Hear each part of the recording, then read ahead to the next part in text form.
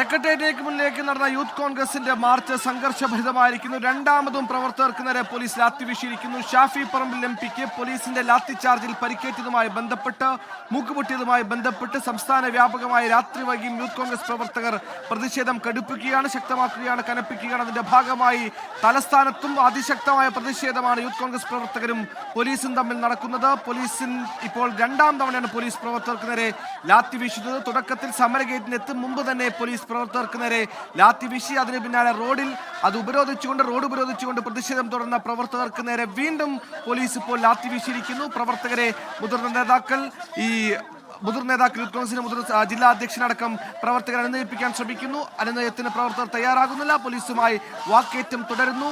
വയനാട്ടിൽ, കോഴിക്കോട്, ആലപ്പുഴയിൽ, എറണാകുളത്ത് അങ്ങനെ സംസ്ഥാനത്തിന്റെ വിവിധ ഭാഗങ്ങളിൽ രാത്രി വൈകി MP ഷാഫി പറമ്പിൽ എംപിക്ക് പരിക്കേറ്റതുമായി ബന്ധപ്പെട്ട് അതിശക്തമായ പ്രതിഷേധം യൂത്ത് കോൺഗ്രസ് പ്രവർത്തകരുടെ ഭാഗത്തുനിന്നുണ്ടാകുന്നു. തലസ്ഥാനത്തും സമാനമായി അതിശക്തമായ പ്രവർത്തകർ പ്രതിഷേധിക്കുന്നു. പോലീസുമായി വാക്കേറ്റത്തിൽ ഏർപ്പെടുന്നു. 2 തവണ പ്രവർത്തകർക്ക് നേരെ പോലീസ് ലാത്തി വീശുന്നു.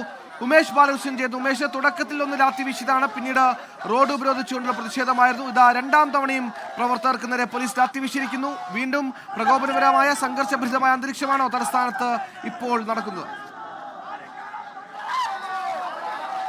തീർച്ചയായും വീണ്ടും സംഘർഷത്തിലേക്ക് കാര്യങ്ങൾ നീങ്ങിയിരുന്നു. അല്പം മുൻപ് വരെ വീണ്ടും, അതായത് തൊട്ട് സമീപത്ത് നിരവധി ഫ്ലക്സ് ബോർഡുകൾ ഉണ്ടായിരുന്നു. സർക്കാരിന്റെ വിവിധ പ്രവർത്തനം, സ്കൂൾ കായിക മേളയുടെയും മറ്റ് വിവിധ പ്രവർത്തനങ്ങളുടെയും ഫ്ലക്സ് ബോർഡുകൾ സൂക്ഷിച്ചിരുന്നു. ഈ ഫ്ലക്സ് ബോർഡുകൾ വലിച്ചു കീറി റോഡിൽ വലിച്ചെറിഞ്ഞുകൊണ്ടാണ് രണ്ടാമത് വീണ്ടും പ്രതിഷേധം അവർ കടുപ്പിച്ചത്. തൊട്ട് പിന്നാലെയാണ് പോലീസും യൂത്ത് കോൺഗ്രസ് പ്രവർത്തകരും തമ്മിൽ വീണ്ടും ഒരു വാക്കേറ്റത്തിലേക്കും കയ്യേറ്റത്തിലേക്കെല്ലാം കാര്യങ്ങൾ നീങ്ങിയത്. പോലീസ് പക്ഷേ 2ാം റൗണ്ട് വലിയ രീതിയിൽ ലാത്തി ചാർജിലേക്ക് കാര്യങ്ങൾ നീങ്ങിയില്ല. പോലീസ് ബലം പ്രയോഗിച്ചവരെ മാറ്റി വീണ്ടും ഇപ്പോൾ റോഡ് ഉപരോധിച്ചുകൊണ്ട് റോഡിലേക്ക് വീണ്ടും നേരത്തെ ഇരുന്ന് സമരഗേറ്റിന് മുൻഭാഗത്തെ ആ സ്ഥലത്തേക്ക് വീണ്ടും മാർച്ച് ചെയ്ത് പോകുന്ന കാഴ്ചയാണ് കാണുന്നത്. എന്തായാലും പോലീസ് ഇവരെ അറസ്റ്റ് ചെയ്ത് നിൽക്കാനുള്ള നടപടിക്രമങ്ങൾ ആരംഭിച്ചിട്ടുണ്ട്. പോലീസിന്റെ വാൻ ഈ സമരക്കാരുടെ പിന്നാലെ തന്നെ ഇപ്പോൾ എടുത്ത് മുന്നോട്ട് കൊണ്ടുവരുന്നുണ്ട്. പോലീസ് ഒരുപക്ഷെ അറസ്റ്റിലേക്ക്, ഈ യൂത്ത് കോൺഗ്രസ് പ്രവർത്തകരുടെ അറസ്റ്റിലേക്ക് കാര്യങ്ങൾ നീങ്ങാൻ സാധ്യതയുണ്ട്.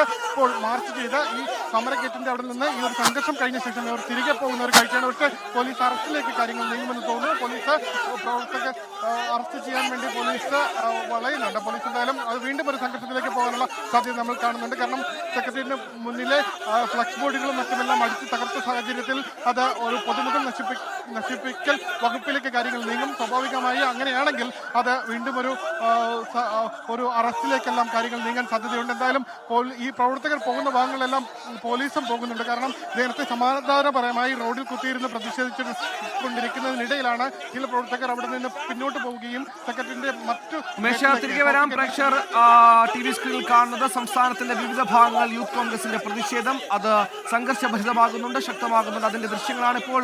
കോഴിക്കോടും തലസ്ഥാനത്തിന് സമാനമായ രീതിയിൽ പ്രതിഷേധം ശക്തമാവുകയാണ്.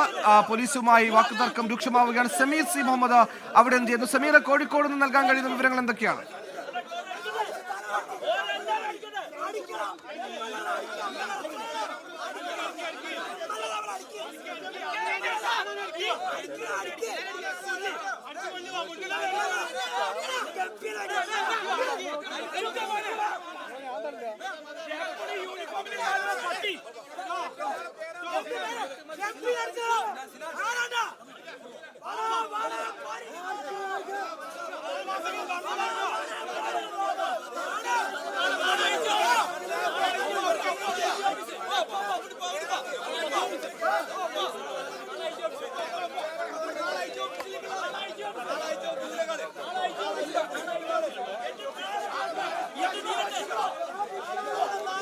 തിരുവനന്തപുരത്ത്, എറണാകുളത്ത്, ആലപ്പുഴയിൽ, കോഴിക്കോട് അങ്ങനെ സംസ്ഥാനത്തിന്റെ വിവിധ ഭാഗങ്ങളിൽ രാത്രി വൈകിയും യൂത്ത് കോൺഗ്രസിന്റെ അതിശക്തമായ പ്രതിഷേധം അത് തുടരുകയാണ്. പലയിടങ്ങളിലും പോലീസുമായി വാക്കുതർക്കം രൂക്ഷമാകുന്നുണ്ട്. ചിലയിടങ്ങളിൽ പോലീസ് ലാത്തി വീശുന്നുണ്ട്.